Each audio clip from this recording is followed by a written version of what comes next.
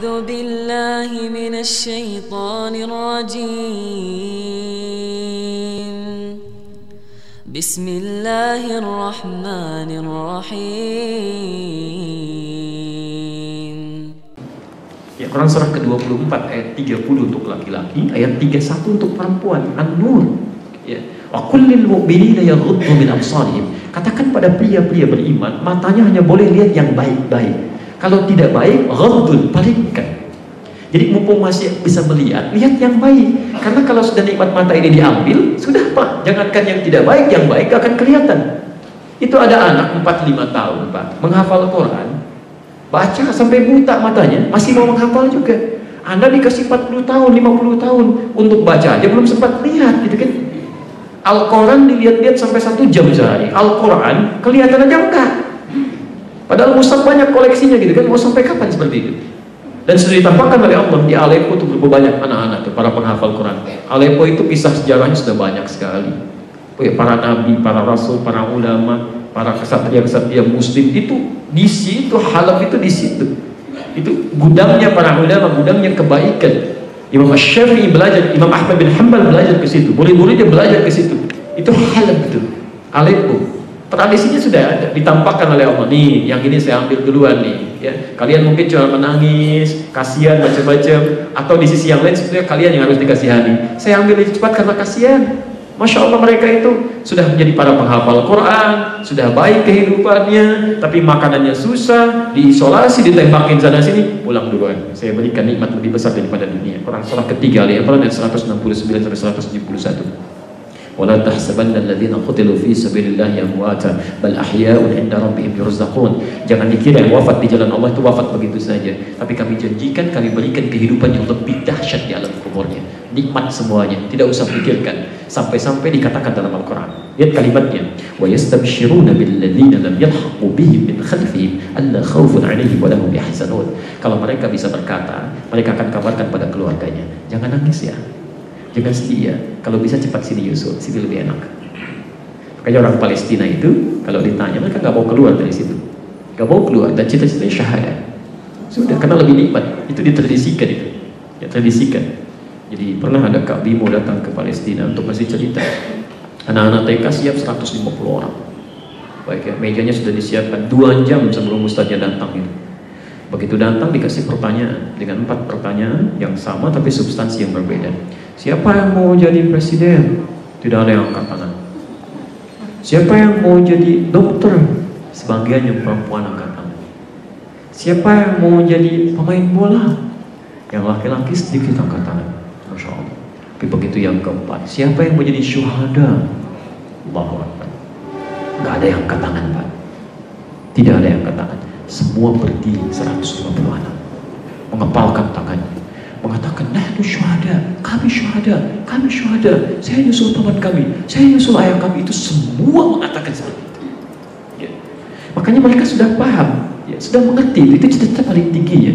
Mau ngapain lagi gitu kan, penghafal Quran, hidup dalam suasana bagus kan. Mereka mengatakan, sudah, biarkan kami yang di sini, kami nggak mau pergi dari, nggak mau keluar dari Palestina, sebab kalau kami keluar nggak ada yang jagain Al-Aqsa. Kalian silakan ya doakan ya, kirimkan hartanya, kirimkan macam-macam ya, biar kami berjuang di sini. Itu Masya Allah, kalau ada satu meninggal dunia, demi Allah saya katakan, itu bukan nangis Pak, ngasih manisan tuh. Alhamdulillah, Alhamdulillah, anak saya sudah mendapatkan janjinya, mudah-mudahan yang lain bisa menyusul. Itu nggak mungkin keluar kalimat itu kalau tidak ada nilai iman dalam jiwanya, ada pelatihan tuh, ada tarbiyah dalam jiwanya. Maaf ya, meninggal itu sesuatu yang niscaya, meninggal ya meninggal juga, Anda nggak bisa pilih. Tapi Anda bisa menyiapkan meninggal dalam keadaan terbaik. Karena itu kata para ulama, gak usah sibuk memikirkan kiamat, cukup jaga diri kita untuk selalu berbuat baik. Bayangkan saat akan berbuat salah, bayangkan seketika meninggal. Anda sedang kerja, mau tanda tangan proyeknya gak bagus misalnya kan, ada sesuatu yang buruk. Bayangkan saat akan tanda tangan itu, Allah datang menjemput Anda, malaikat maut datang tuh ya. Anda apa faedahnya sholat tiap hari, ikut ta'lim, tapi meninggal dalam keadaan senang maksiat, cuma 3 detik tanda tangan tuh, meninggal dalam keadaan maksiat.